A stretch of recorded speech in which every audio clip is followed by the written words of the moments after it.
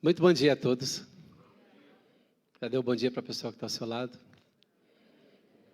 Muito bom estarmos juntos aqui nesta manhã de domingo.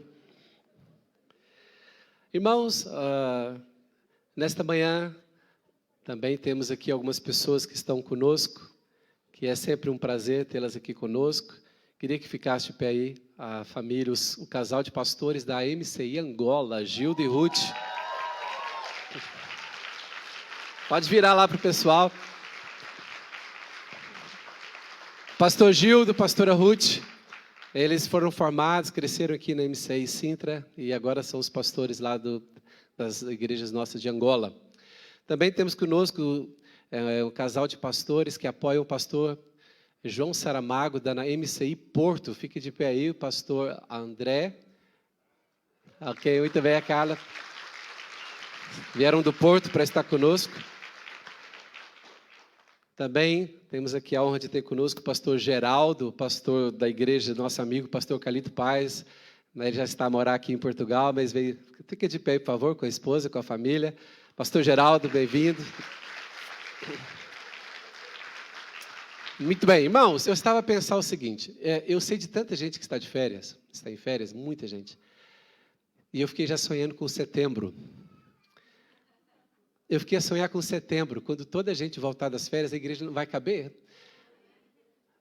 Porque o culto da manhã já tinha um grupo bom de pessoas, e eu sei que tem muita gente a viajar, e setembro a igreja vai ficar lotada, os cultos todos, e manhã, pelo menos, já vão ficar cheios, amém? Quantos creem? Amém. Tem alguma coisa antes de falar ainda, daqui a pouquinho eu prego, irmãos, ainda vou pregar. Esta LED, essa aqui é uma LED wall, para quem não sabe, com uma resolução tremenda. A resolução dá para a gente contar aqui a resolução. Nós fomos praticamente a primeira igreja aqui em Portugal a comprar uma LED wall. Essa LED já tem quantos anos? 8 anos, não sei, muitos anos. E nós insistimos muito com ela, mas ela pediu a reforma. Nós insistimos com ela, mas ela disse, não quero mais trabalhar. Então, nós vamos mesmo ter que adquirir uma LED moderna, mais moderna, aquelas top mesmo. Quem acha que, olha, somos obrigados a isso, irmãos? Tá bem? Então, quem quiser também fazer parte desse projeto, procure-nos. Nós vamos, mês que vem, nós já queremos ter uma LED nova aqui. Muito bem. Abra comigo a sua Bíblia em Lucas, capítulo 17, versículo 11. Lucas 17, versículo 11.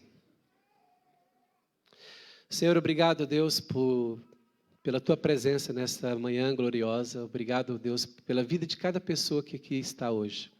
Eu sei que cada pessoa veio aqui com um propósito do céu.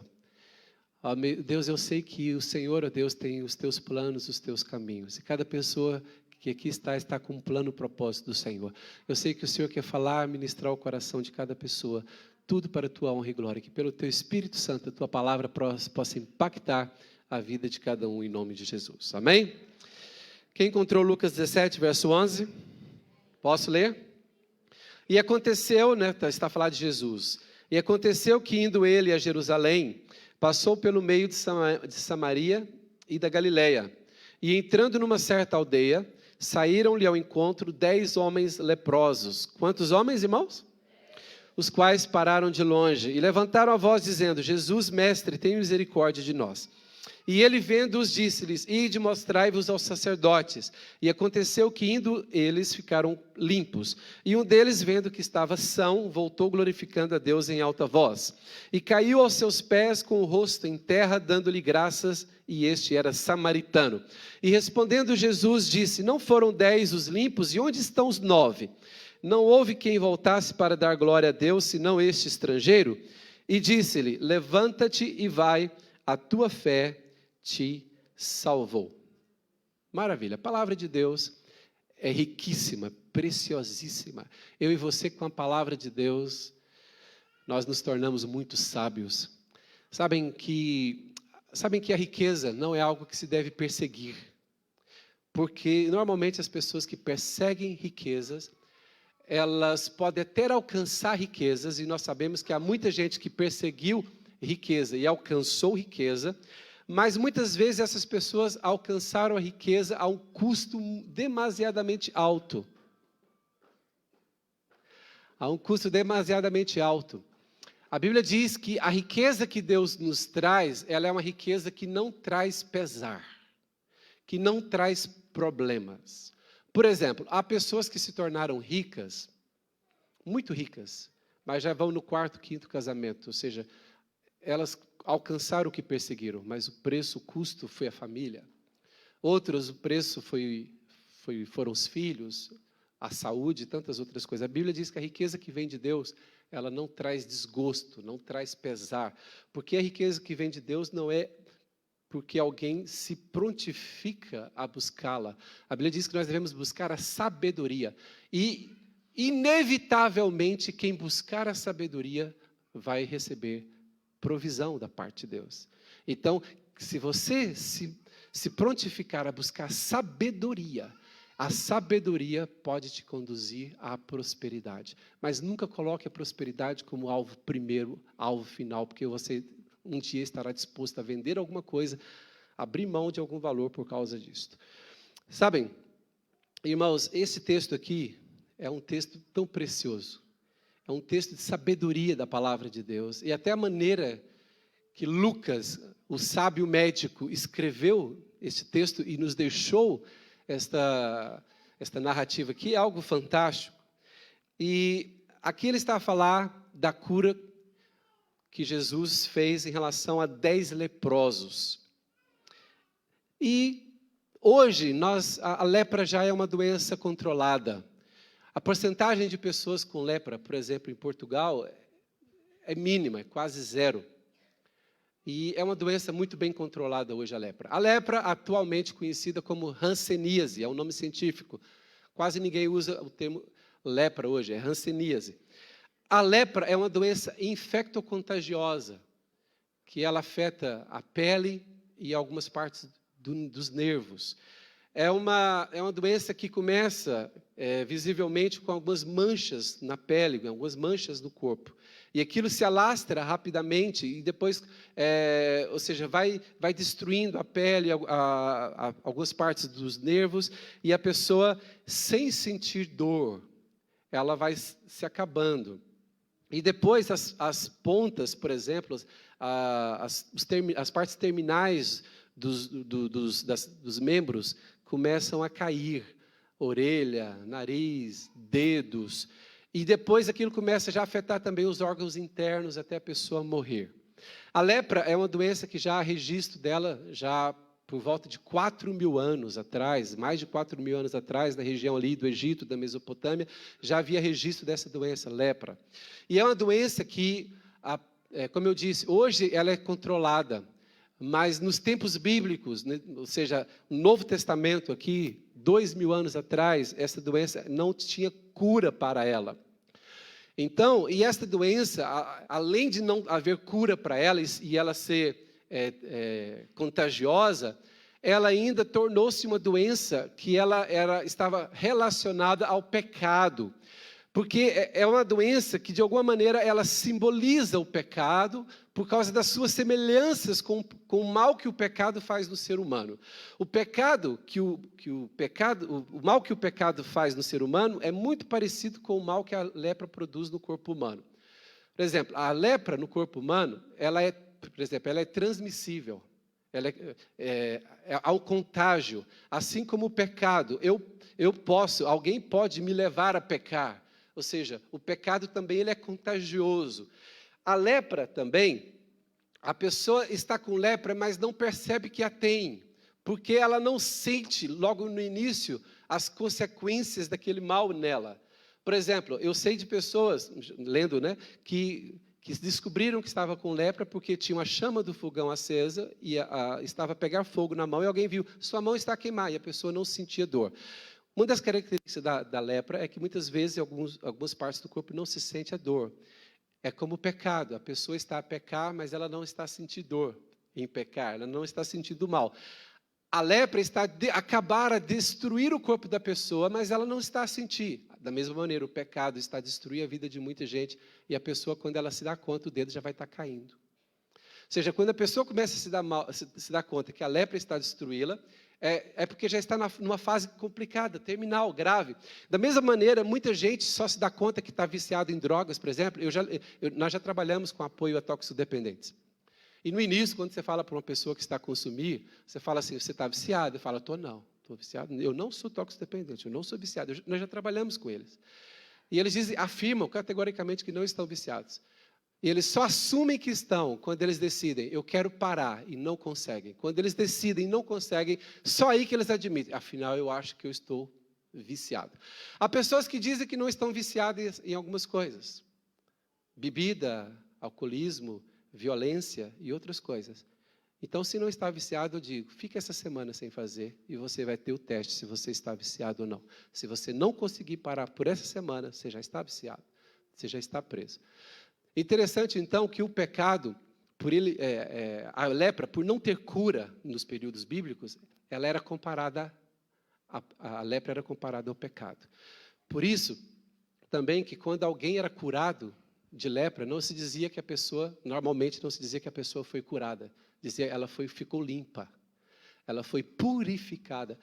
Houve uma purificação. Depois, outras coisas importantes em relação à lepra. Todas as pessoas, como não havia cura para a lepra e era contagiosa, todas as pessoas que eram diagnosticadas com lepra, elas eram mesmo banidas da sociedade. Elas eram expulsas do convívio social. Elas eram mesmo rejeitadas deliberadamente. E tinha que ser, porque não havia cura, senão elas iam transmitir para as outras pessoas e ia acabar com a população daquelas aldeias daquela época.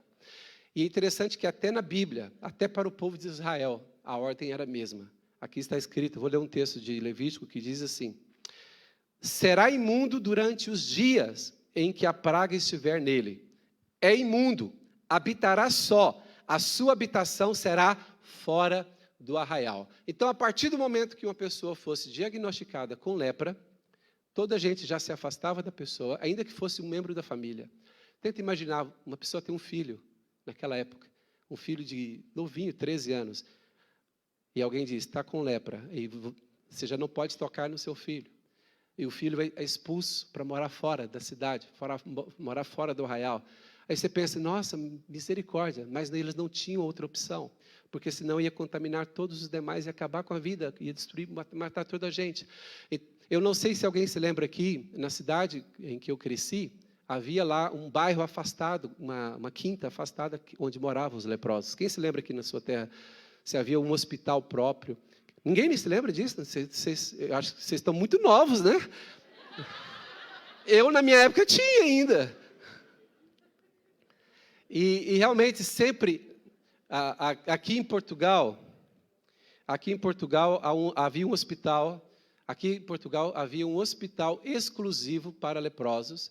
Eu esqueci-me do nome do hospital, é fora de Lisboa. E todos os doentes acometidos com lepra tinham que ir para esse hospital. Esse hospital, como a lepra hoje, como a lepra é controlada, esse hospital aqui em Portugal, que era exclusivo para isso, já não é exclusivo, tratam ainda os leprosos, mas não com exclusividade. E é interessante, deixe-me aqui falar mais algumas coisas sobre a lepra. Algumas leis, todas as sociedades tinham leis acerca do leproso. Mas as prescrições para o povo de Deus eram muito mais criteriosas. Por quê? Porque Deus dava instruções a Moisés, deu instruções a Moisés. Essas prescrições sobre a lepra estão escritas no livro de Levítico, e essas prescrições até parecem como se fossem ali um livro, quase um livro de medicina, falando sobre como uma aula para o sacerdote, como o sacerdote poderia identificar, analisar o corpo de uma pessoa, as manchas de uma pessoa, para saber se realmente aquelas manchas eram um problema dermatológico qualquer, ou se era realmente lepra. Então, em Levítico tem esses detalhes minuciosos, se a mancha for assim, se a mancha tiver pelo, se crescer pelo na mancha, se a mancha for profunda, se a mancha for superficial, tem todos esses pormenores ali no livro de Levítico, e a formação de um sacerdote incluía estas aulas todas parecidas com aula de medicina.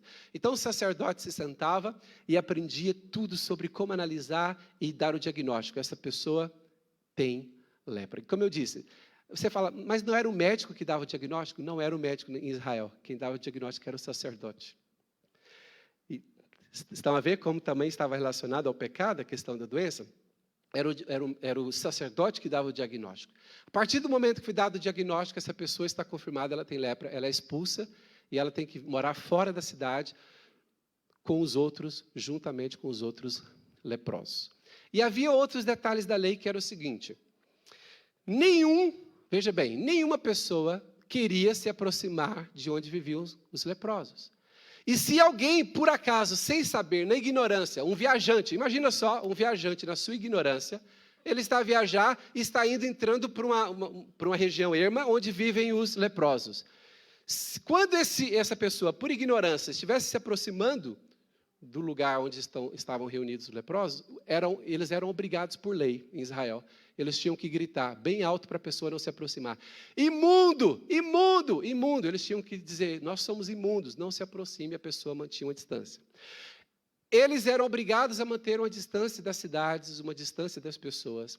E se eles violassem esta imposição, as pessoas, imagina, se um leproso se aproximasse de uma cidade, as pessoas tinham direito legal de apedrejá-las, poderiam matá-las, porque ela estava colocando em risco a sociedade. Então, só toda essa introdução para os irmãos verem como era complicada a vida de um leproso nesta época. E era uma vida sofrível, era uma coisa terrível. Outra coisa interessante aqui, no livro de Levítico, ou seja, nós estamos a falar de 3.400 anos atrás, quando foi escrito o livro de Levítico, com essas prescrições todas da lepra, todo sacerdote tinha formação para analisar, identificar, diagnosticar alguém com lepra, mas também ele tinha formação para analisar, para ver se a pessoa tinha sido curada da lepra. Ele tinha formação para isso também. Mas algo interessante, se você procurar no Velho Testamento, não há um caso sequer de uma pessoa que tenha sido curada de lepra e tenha ido se apresentar ao sacerdote, para o sacerdote dizer que aquela pessoa foi curada. Por quê? Porque os exemplos do Velho Testamento de pessoas que foram curadas de lepra, uma delas foi Miriam, foi logo na instituição do sacerdócio, quando ela se rebelou contra Moisés.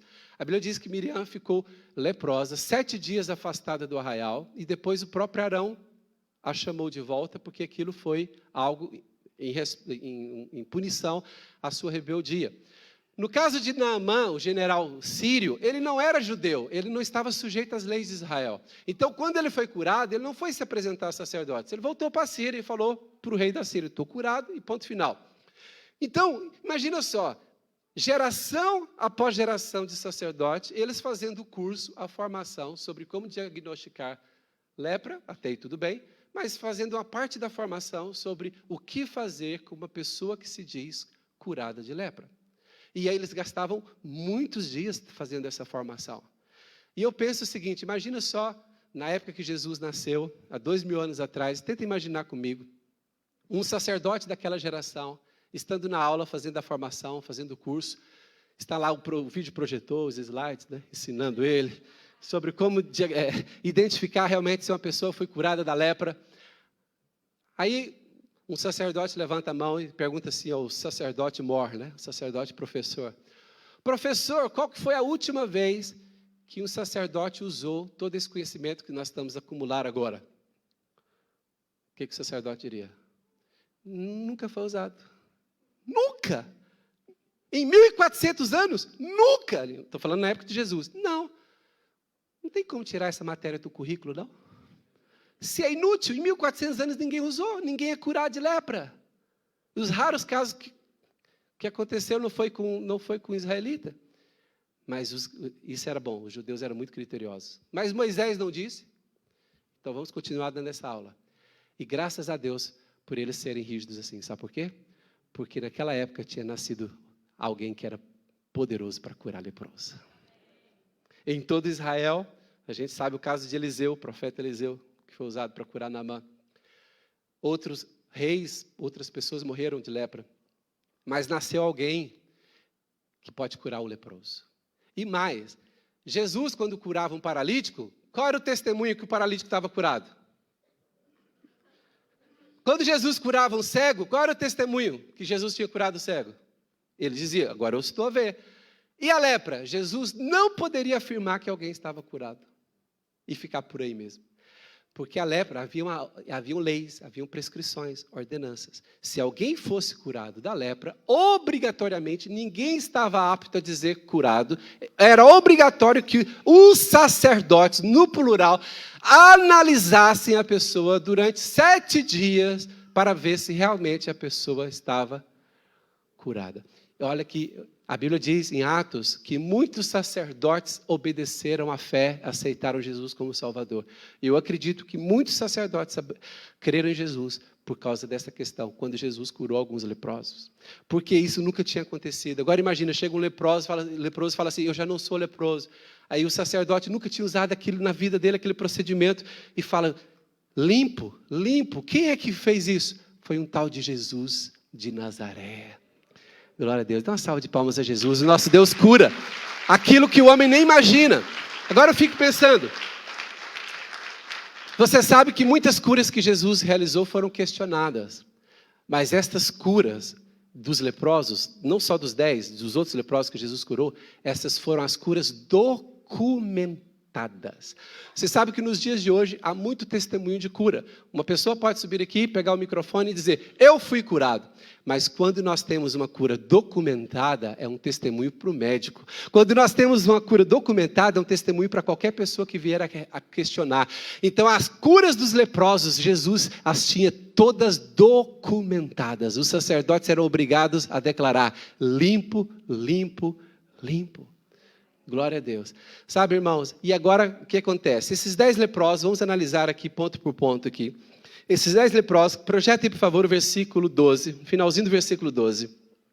Se você prestar atenção, você vai ver que esses leprosos conheciam a lei como todo judeu conhecia a lei.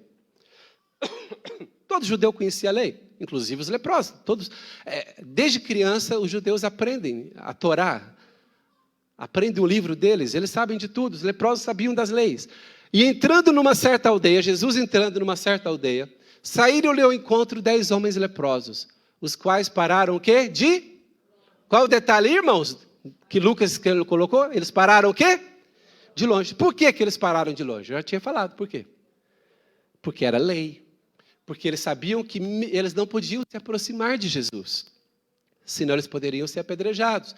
Então eles ficaram de longe, versículo 13, e ficaram assim, Jesus, por favor, me cura, por favor. Foi assim que fizeram? O que a Bíblia diz que eles fizeram?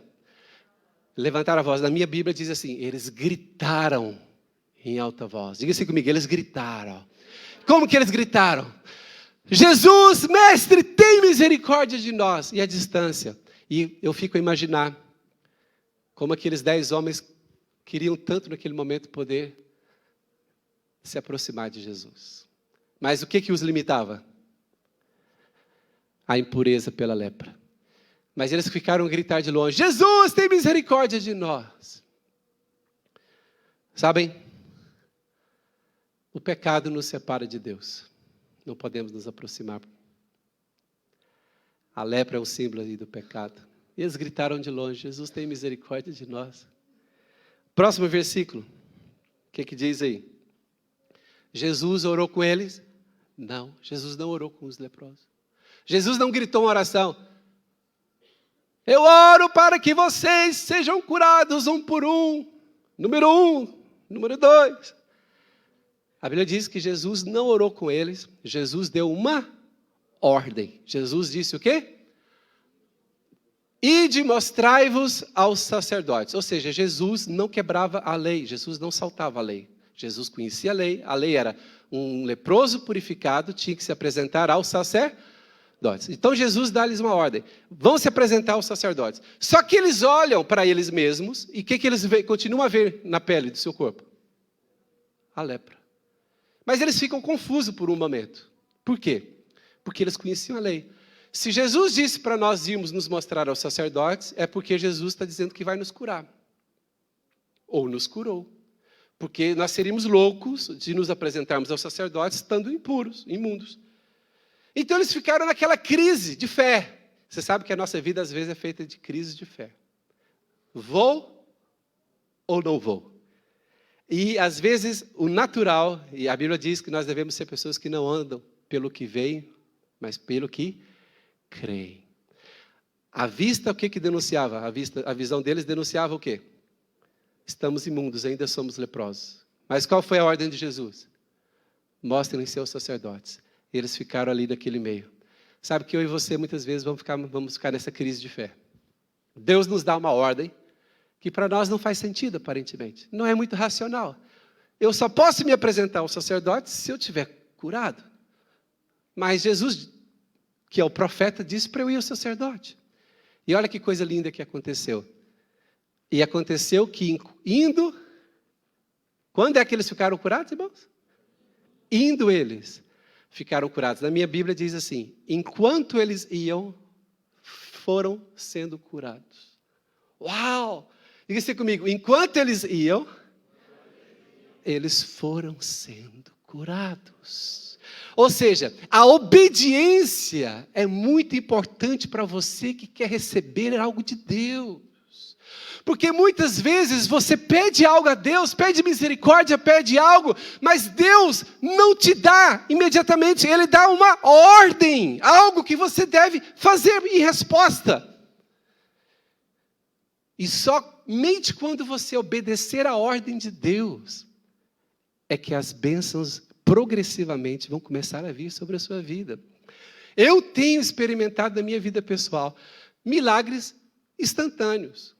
Bênçãos instantâneas, coisas que eu oro e acontecem. Mas para mim é difícil isso. Quando eu oro sobre um motivo, sobre um determinado assunto, e Deus não resolve no mesmo dia. E depois eu fico mais chateado ainda quando Deus não me responde na mesma semana. Mas eu ainda fico mais em crise ainda quando não me responde no mesmo mês.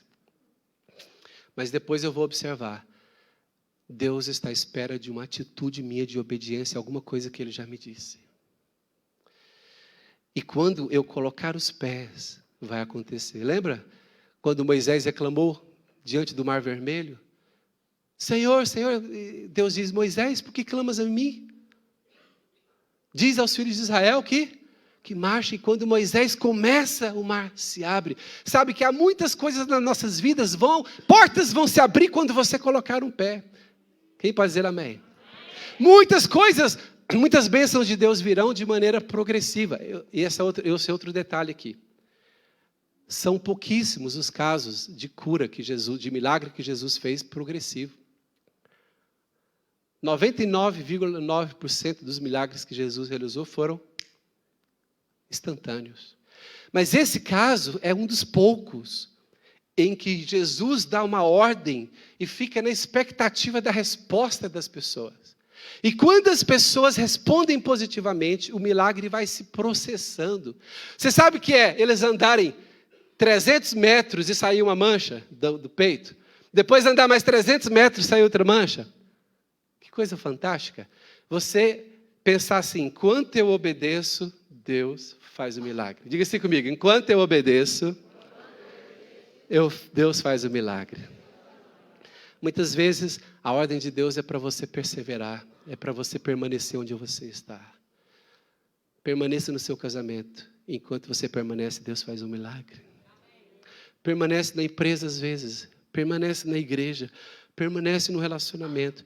Enquanto você, muitas vezes, o nosso permanecer em obediência a Deus gera um milagre. Eu acredito, irmãos, realmente que há casos e casos, obviamente. Há coisas que a graça de Deus opera de uma maneira fantástica. Mas há casos que a graça de Deus vai operar mediante uma resposta de fé. A graça vai operar, e essa resposta de fé vai ser uma obediência. Sabem? E a Bíblia diz que os 10 estavam felizes. E enquanto eles iam ao sacerdote, viram que estavam curados. 9 deles, o que pensaram? 9 deles. Gente, eu fui curado. Eu vou o mais rapidamente possível encontrar esse sacerdote. Eu vou ficar lá os 7 dias até ele confirmar que eu fui purificado. E eu vou sair de lá e vou correndo e vou abraçar minha filha, que eu já não vejo há muitos anos. Ou meu neto. Ou vou abraçar um parente. Ou eu vou àquele bar que eu já não bebo cafezinho há muito tempo, que eu não podia encontrar com ninguém. Cada um dos 9 começou a fazer planos para a sua vida. Mas houve um que, antes de pensar nos planos que ele poderia ter os anos todos da vida para cumprir, ele pensou assim: há algo que eu posso fazer, que eu devo fazer antes de resolver a minha vida. Eu preciso voltar àquele que me curou. Por quê? Porque se antes eu queria estar perto dele e não podia, agora eu posso. E aquele homem volta, a Bíblia diz que aquele homem volta, um dos que foi curado, somente um. Volta e ele faz algo fantástico. Há muitos anos atrás, eu pregava muitas vezes numa igreja em Mafra. E uma igreja de um pastor amigo, ia lá de vez em quando e pregava. E numa das vezes que nós fomos lá, tivemos oração com as pessoas que estavam doentes. E um homem foi curado, algo que a medicina dizia que não tinha jeito, e ele foi curado ali. E ele já estava indo, orando na igreja, pedindo oração na igreja. Era uma pessoa nova na igreja. E pediu oração, e nesse dia ele foi curado e deu testemunho. Hoje eu fui curado. E ele ficou muito feliz. E confirmou que ele foi curado. Aí um dia eu encontro com o pastor dessa tal igreja de Mafra. Isso há muitos anos atrás. Não havia MCI lá ainda.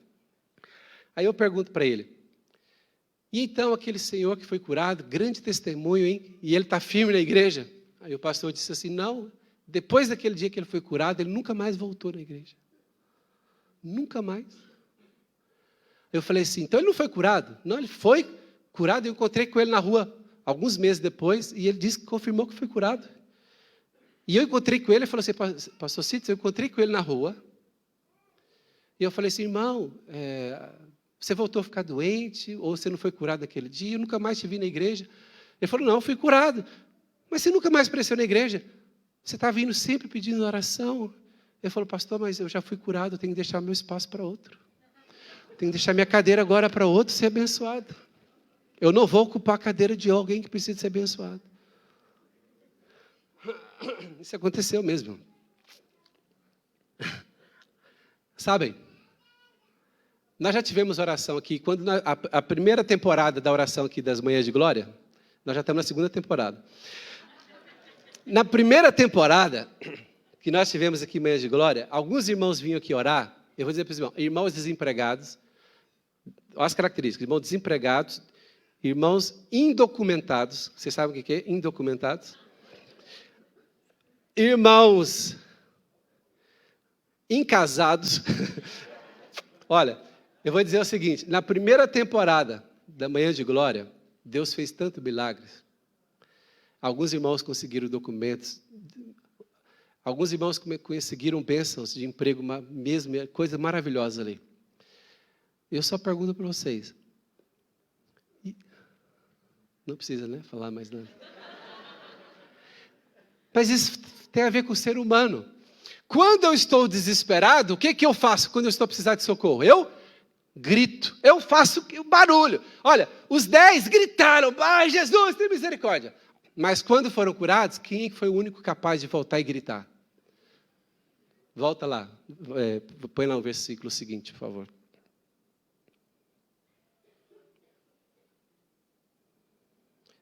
Versículo 15. E um deles, vendo que estava são, voltou glorificando a Deus em quê?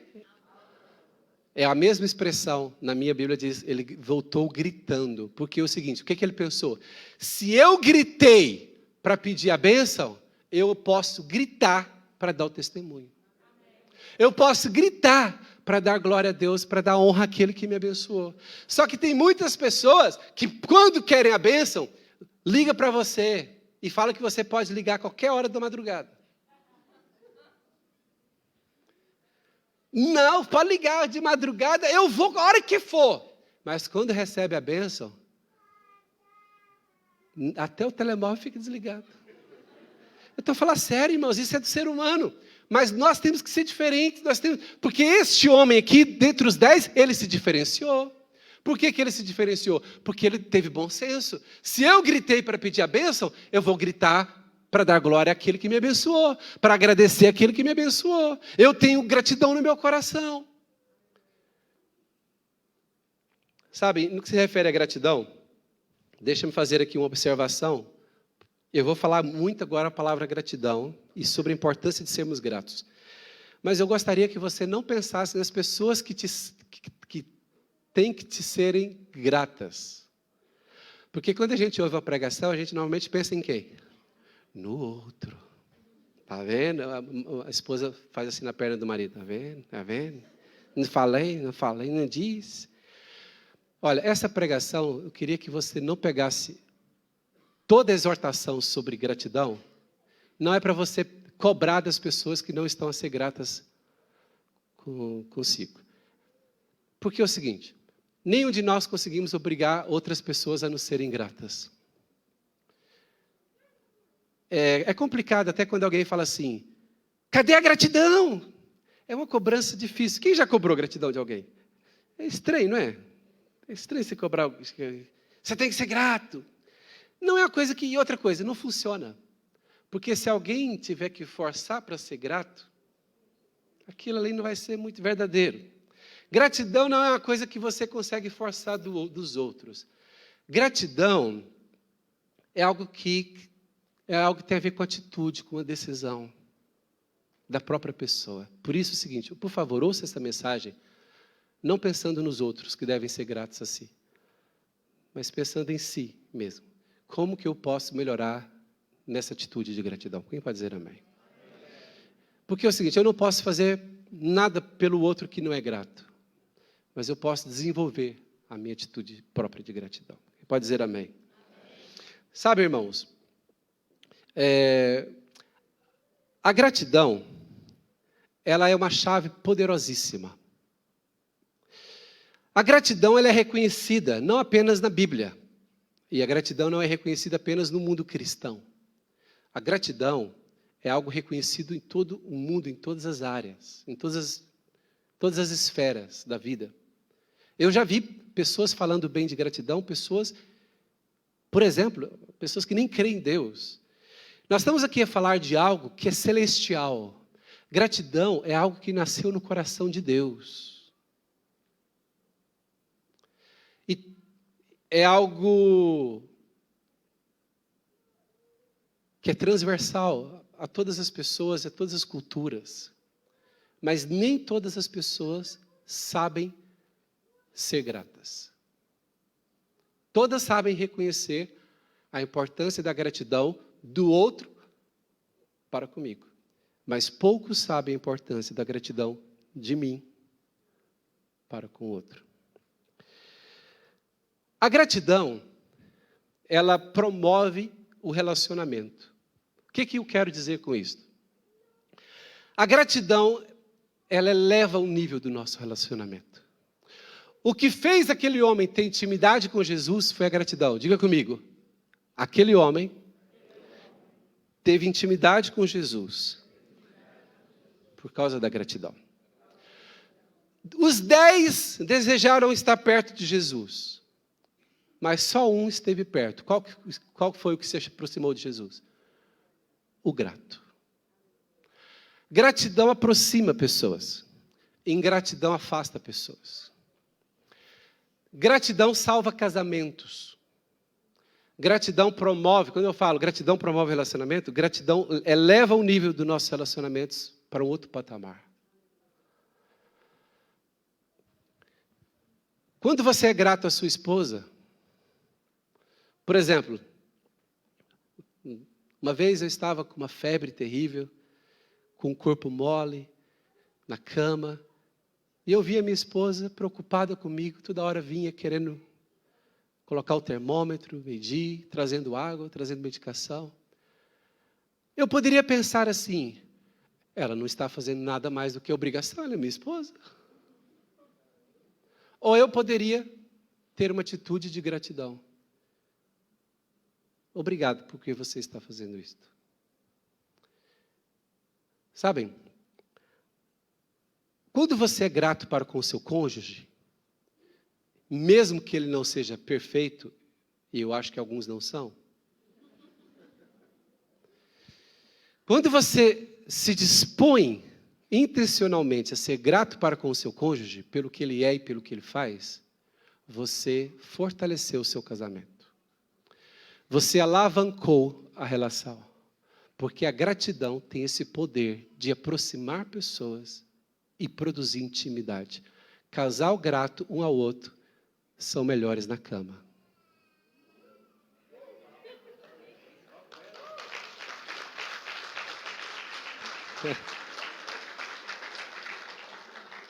Um casal, um cônjuge que é grato a outro, ele se doa mais. Ele se doa mais. Ele cede. Em momentos que é necessário, ele vai ter mais disposição para ceder. Agora, aquelas pessoas que pensam, ele só está fazendo o que é obrigação. Entrou por um caminho perigoso. Todas as vezes que você tiver por certo que a outra pessoa tem que fazer alguma coisa em seu favor, você começou a cobrar gratidão. Cobrar gratidão. Você começou a ter expectativa de que o outro tem que fazer alguma coisa, e você então está a interromper a possibilidade de gratidão. Só há possibilidade de gratidão quando você entende que ninguém é obrigado a nada. Vou dar um exemplo. Ontem eu conheci um rapaz cristão também, e ele foi me contar o testemunho recente dele. O rapaz me conheceu ontem e já contou a vida dele. E o que ele disse? A esposa dele estava grávida, correu tudo bem, lindamente, perfeitamente na gravidez, os 9 meses. E no dia, eles estavam lá na sala do hospital, a enfermeira chegou e ele percebeu que a enfermeira estava aflita. E a enfermeira abriu aquele paninho delas, assim, com um tanto de ferramentas, né, de médico, de cirurgia. E ele ficou olhando assim para a médica. A médica falou assim, tudo bem, pai, o senhor vai ter que se ausentar por um tempo. Colocou ele para fora. Ele ligou para algumas pessoas e começou a pedir oração. Resumindo, a médica mexeu com a sala de bloco de cirurgia, de operatório, mexeu com toda a gente no hospital. A médica, novinha, a médica foi atrás, fez tudo. Resumindo, aquela criança estava com o cordão umbilical enrolado no pescoço, ela já não respirava há um tempo. Fizeram a cirurgia, a criança ia ficar com algumas sequelas. A médica foi, fez de tudo. A criança ficou bem. No final de tudo, a médica esgotada, só sentada lá assim no canto do hospital, no telemóvel. Ele dizendo que foi até a médica, chamou a atenção dela e disse assim, muito obrigado pelo que você fez pela minha esposa e pelo meu filho. A médica olhou assim para ele e falou assim, não, eu só fiz o que eu tinha que fazer. Aquele jeito, né? Normal. Só fiz o que eu tinha que fazer. Aí ele falou assim, não, a senhora fez muito obrigado. E eu entendi. Aquele rapaz, ele teve gratidão no coração, porque ele não chegou àquela conclusão que muita gente chega. Se a médica está ali para aquilo, ela fez o quê? Fez a obrigação. Nem obrigado eu tenho que dar. Porque ela trabalha, ela ganha bem para isso. Esta é uma atitude muito errada. Porque quem disse que porque alguém fez alguma coisa e foi pago por isso, ou é a tarefa da pessoa, ela não merece gratidão? Assim estão muitos filhos a cobrarem coisas dos pais. Por que você não é grato ao seu pai? Eu vejo filhos que não são gratos aos pais. Eu vejo filhos aqui na igreja, homens, mulheres casados, e que não são gratos ao que o pai fez durante a vida inteira por eles. Por quê? Porque achavam que tinha que ter feito mais. E todas as vezes que você acha que tinha que ser feito mais, você interrompeu a gratidão e provocou indiferença na relação. Relacionamentos saudáveis implicam em gratidão. Você tem que encontrar gratidão em algum momento se você quer um relacionamento saudável. Mas meu pai não deu o melhor dele por mim. Mas e o que ele deu? Você não é grato pelo que ele deu? Durante alguns anos atrás eu tinha isso. Eu lembro que eu querendo construir a minha vida, no início da minha vida profissional. E no início da vida profissional você tem que contar os tostões para tudo. E depois passa um tempo, você já não precisa de contar, já está tudo débito direto. Já vai tudo embora sem contar mesmo. Mas sabem, e eu ali construindo a minha vida, minha carreira profissional no início, e eu sabia que o meu pai tinha muito dinheiro na conta bancária. Quando eu falo muito dinheiro, na minha perspectiva, tá bem? Daquela época. Meu pai tinha muito dinheiro na conta. E eu pensei assim, gente, meu pai sabe que eu estou nessa situação. Ele nem para falar assim, olha, vou te dar um cheque aqui. Não, e eu comecei a ter aquela cobrança dentro de mim. Cadê o chequinho do meu pai? Cadê o cheque? Que não chega. Por quê? Qual era a minha expectativa? Se ele é meu pai, e ele tem que ajudar. E toda vez que você tem essa perspectiva de tem que, você quebrou essa chave da relação que é a gratidão. Ninguém tem que, nem pai e mãe. Ah, você é grato a Deus porque a sua mãe te amamentou? Essa é a obrigação dela. Ela estava cheia de leite, não sei. Para que ela tinha aquilo? Não. Ninguém é obrigado a fazer nada, porque tem muitas mães que têm leite e deixam os filhos e abandonam os filhos. A sua não fez isso. Nem seu pai e sua mãe eram obrigados a tratar de você. Porque tanto é que alguns fogem e vão embora. Porque não é obrigado. Você e eu precisamos aprender a ser gratos por tudo que os pais fizeram por nós. Eu sei que normalmente nós queríamos que eles fizessem mais, mas nós temos que ser gratos pelo que eles fizeram. E um dia eu percebi, eu fui crescendo em maturidade, demorou um pouquinho. Mas eu fui crescendo na maturidade e eu comecei a prestar atenção no seguinte: de quem é o dinheiro que ele tem na conta dele? É dele. Por que eu tenho que ter essa expectativa de que ele tem que me ajudar? Ele já me criou, ele não é obrigado. É porque eu vi às vezes pais de amigos que ajudavam, porque há pais diferentes. Mas aí é o problema da comparação, né? Já é outro problema de maturidade. Meu pai não era como o pai de alguns amigos. Eu tinha amigos que o pai quase não tinha dinheiro, o pai tirava da boca para dar para os filhos, já criados, adultos. E meu pai não estava nem aí. Você vai ter que crescer, vai lá. E hoje eu sou grato a Deus, porque se meu pai não tivesse sido assim, eu não aprenderia a responsabilidade. Sabe o que eu ia aprender? Encostar à espera de alguém me ajudar. Graças a Deus que meu pai algumas vezes não me ajudou. Passados alguns anos, pouco tempo atrás, eu vou olhar na minha conta, tem lá um dinheiro importante. Um dinheiro importante. E eu pergunto, que anjo é esse que fez isso? E quando eu vou descobrir, era meu pai. Sem eu pedir, sem eu esperar, sem ele ser obrigado. Não coloque expectativa em que as pessoas têm que dar alguma coisa, fazer alguma coisa para você. Isso provoca ingratidão, atrapalha a relação, afasta amigos, afasta marido e mulher, afasta pai e filho, afasta irmãos da igreja. Na igreja, chegaram pessoas da nossa igreja já com muitas dificuldades financeiras durante o tempo que a igreja existe. Algumas pessoas que chegaram com muitos problemas financeiros, a igreja socorreu. Há muitos casos da igreja ter socorrido pessoas aqui que chegaram em situações difíceis. Alguns casos, a igreja socorreu com o dinheiro do caixa da igreja. A igreja comprou, a igreja ajudou até pessoas pagarem renda, transporte. A igreja ajudou muita gente. Mas a igreja não ajudou só com o caixa dela, já ajudou através de outras pessoas. Porque quando você ajuda alguém que está chegando aqui, quem é que está ajudando? Uma vez uma pessoa estava com dificuldades e eu encaminhei para um grupo de vida. O grupo de vida cuidou, amparou, fez tudo, levou no hospital, serviu. O grupo de vida fez tudo. Quando a pessoa estava bem, sabe o que ela fez?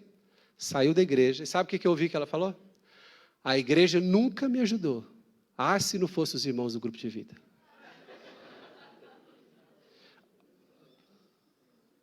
Enquanto você não entender que o grupo de vida é a igreja, que as pessoas da igreja são a igreja, você não vai ter o coração grato. Já tivemos pessoas que a igreja socorreu, e quando elas ficaram bem, hoje eu sei. Eu não estou a cobrar gratidão, mas eu sei que essas pessoas, depois que ficaram bem, hoje elas estão a abençoar outros lugares. E não onde elas foram abençoadas. Às vezes acontece. Mas eu posso dar um bom testemunho aqui. Já passaram pela nossa igreja pessoas que chegaram aqui com dificuldade tremenda. A igreja não estava em condições de ajudá-las. Porque é o seguinte, a igreja não tem condições de ajudar todo mundo o tempo todo. Às vezes a gente tem que escolher, fazer, agora esse momento dá, agora não dá. Ontem nós fizemos aquele evento para recolher alimentos para a obra social da igreja, recolhemos muitos quilos de alimento ontem. Sabe, irmãos, mas a igreja faz o que pode, mas houve situações em que nós não podemos ajudar algumas pessoas. E eu fiquei constrangido por a igreja não poder ajudar. Passaram um ano e pouco, 2 anos. A pessoa veio me agradecer. Eu fiquei com vergonha, constrangido. Pensei, agradecendo de quê? Ela disse, obrigado pela oração que quando eu pedi você orou. Era a única coisa que eu podia fazer. E pelo ambiente que a igreja gerou, em que eu não se senti sozinho e consegui passar pelaquela fase difícil. E eu pensei assim, realmente a gratidão está no coração da pessoa, não é no que a gente faz por eles. Porque alguns a gente faz muito e nunca serão gratos. Outros a gente não faz nada e a pessoa encontrou algum motivo para agradecer. Sabem que eu e você sejamos desse tipo de pessoas, que não cria expectativa no que os outros têm que nos dar e nos fazer em obrigação, mas o que nós podemos fazer pelos outros e como podemos ser gratos pelo que nos fizeram. Sabem? Aí entra outra questão. Vamos continuar aqui no texto, versículo... Abra comigo o versículo 15 ainda, versículo 15. Um deles, vendo que estava são, voltou glorificando a Deus em alta voz. Próximo versículo, 16. E caiu aos pés de Jesus com o rosto em terra, dando-lhe graças, e este era samaritano. Veja bem, olha a atitude de um dos 10 leprosos.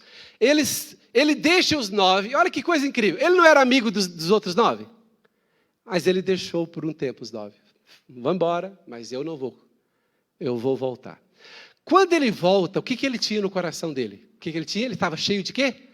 Gratidão. Quando ele está cheio de gratidão, a primeira coisa que ele faz, ele grita e dá glória a Deus. Glória a Deus, porque eu fui curado, foi Deus que me curou. Aí ele se prostra aos pés de Jesus e veja bem, todo judeu aprendia que não se podia dobrar, se prostrar diante de homens. Então, a ação deste homem revela que ele não apenas tinha um coração grato, ele teve revelação de quem era Jesus. Jesus era Deus. Ele se prostrou e adorou Jesus. Deu graças a Jesus. Deu testemunho, Deus que me curou. Sabe, aquela gratidão, o que fez? A gratidão abriu revelação espiritual. E o que a Bíblia diz? O último versículo 19. Olha aqui, aquele homem saiu com alguma coisa que os outros 9 não levaram. Todos os 10 foram curados de lepra, mas só um foi salvo por Jesus Cristo. E no versículo 19 diz, Jesus disse, levanta-te, quando o homem estava prostrado, com aquela revelação toda de quem é Jesus, e grato, Jesus diz, levanta-te e vai, porque a tua fé te salvou. Sabe, a gratidão atrai Deus, a gratidão atrai salvação, a gratidão atrai revelação da bondade de Deus. Aquele homem, quando ele volta, deixa os 9, ele pensa que ele só tem gratidão, mas ele tem muito mais do que gratidão. Ele tem revelação de Deus, ele tem revelação de Jesus. Sabe, há muita gente que vem na igreja, vai no grupo de vida, é curada, é abençoada materialmente, nunca mais volta. Ficou com a primeira parte da bênção. Qual a primeira parte da bênção? Jesus dá. Os 9 querem ser curados? Sejam curados. Mas eu tenho um presente maior, que só para os íntimos eu dou. Só para quem vem ter comigo. A salvação é para os íntimos. Relacionamento é para quem é grato. Diga assim comigo, relacionamento, intimidade é para os gratos. Aí Jesus diz, próximo versículo, 17, versículo 17, diz assim, já fomos para o último, né? E respondendo Jesus disse, não foram 10 os limpos, onde estão os 9? Isso quer dizer que Jesus entendia que o normal era a gratidão. Ele perguntou, cadê os outros 9? Versículo 18. Não houve quem voltasse para dar glória a Deus, senão este estrangeiro. Agora Jesus toca no ponto forte. Veja bem, aquela região da Samaria, que era uma região rejeitada por Israel, por quê? Porque séculos antes, alguns povos estrangeiros foram levados para morar em Samaria. E alguns judeus se misturaram com esses povos estrangeiros. E a partir daí, os judeus, aquele território de Samaria, eles rejeitam, menosprezam. E muitos leprosos eram mandados justamente para Samaria. Então lá, em Samaria, tinham muitos estrangeiros morando, leprosos estrangeiros. Quer dizer, leprosos de Israel. Mas só um de Samaria. Jesus diz, só voltou o estrangeiro? Aí entra um outro ponto que normalmente é o bloqueio para a gratidão. Muitas vezes nós não voltamos, como os 9 não voltaram, porque nós somos da casa. Nós somos de Israel, se Jesus veio, nós merecemos a cura. Era para nós mesmo. Mas o estrangeiro, que era acostumado a ser rejeitado, ele entendeu o valor da graça.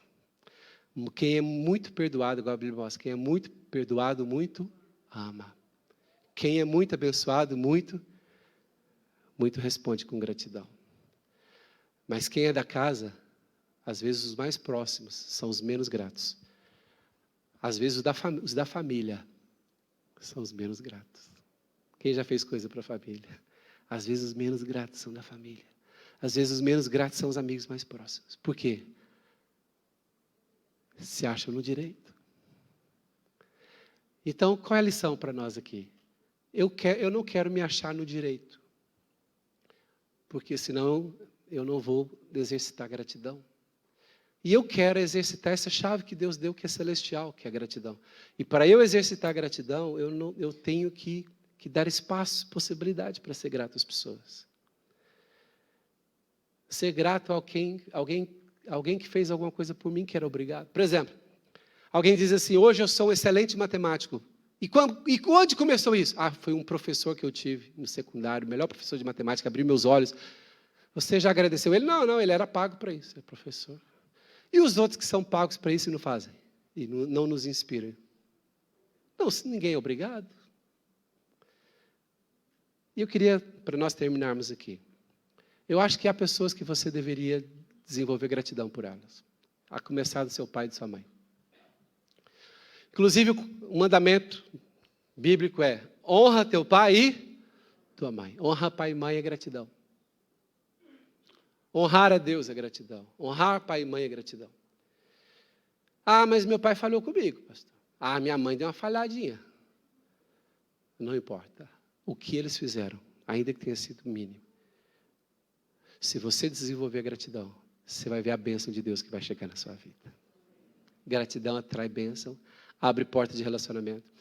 Toda gente que começa a cobrar coisas que não foi feito para ela, ela começa a afastar pessoas. Eu já vi pessoas que de tanta cobrança afastaram os outros e estão sozinhas. É claro, irmãos, eu não estou falando aqui que nós vamos chegar a um nível de perfeição. É claro que no fundo, a gente tem expectativa com toda a gente. Tem ou não tem? Eu tenho expectativa, com minha esposa eu tenho expectativa. Mas independente do pouquinho de expectativa que eu posso ter com os outros, eu quero desenvolver o quê? Essa chave celestial que é a gratidão. Poder olhar para minha esposa e falar assim, eu sei que eu sou bonito, mas você não é obrigado mesmo assim a estar comigo. Obrigado porque você está comigo. Sabem, obrigado. Quero agradecer, obrigado por vocês estarem comigo aqui nesta igreja. Amém? Fala para a pessoa que está ao seu lado aí. Obrigado. Alguma coisa?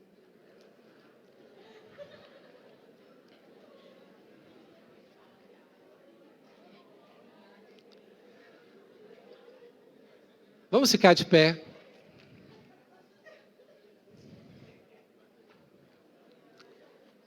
Vamos ficar de pé.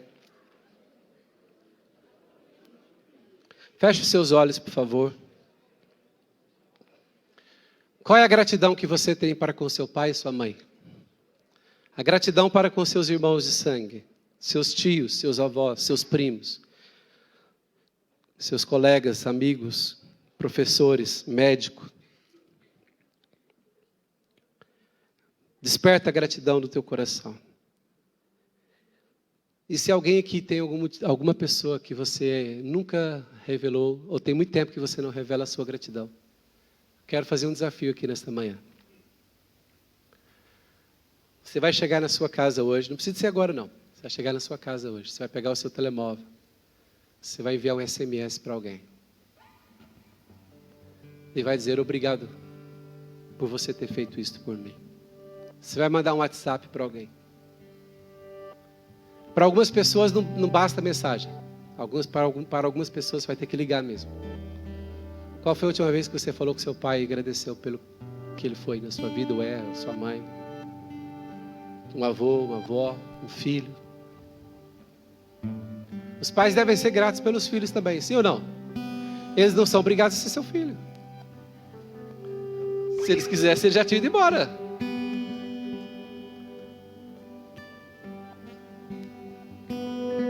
Então feche seus olhos e define aí no seu coração. Quando você chegar em casa, você tem que definir agora. Se você chegar em casa, você vai esquecer. Define aí agora. Para quem você vai ligar hoje? Para fazer esta onda de gratidão. Para quem você vai ligar hoje? Para quem você vai enviar mensagem? Enquanto cantamos, decida isto. Ore a Deus, agradeça a Deus por essas pessoas. Agradeça a Deus pelo seu cônjuge, pelos seus filhos, pela sua igreja, pelos seus irmãos.